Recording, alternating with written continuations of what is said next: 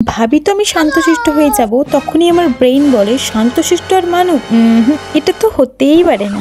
High, আমি মানু, তোমাদের সবাইকে ওয়েলকাম আমার নতুন একটা মিনি ব্লগে। চলে এসেছি 50 বছর পর আবারও একটা মিনি ব্লগ নিয়ে। অনেকদিন হলো মিনি ব্লগ করা হয়নি, তার জন্য সরি। তেমন কিছুই না, জাস্ট ল্যাদ খাচ্ছিলাম। অনেক তাড়াতাড়ি ওঠার কারণে মা বকা দিয়ে স্নান করতে পাঠিয়ে দেয়। তো শ্যাম্পু করে স্নান করে এসে আমার রোজকার স্কিন কেয়ারটা কমপ্লিট করি, তারপর পুজো করে বসি দুপুরের খাওয়া দাওয়া করতে। দেন রোজকার মতো ঘুমিয়ে যাই।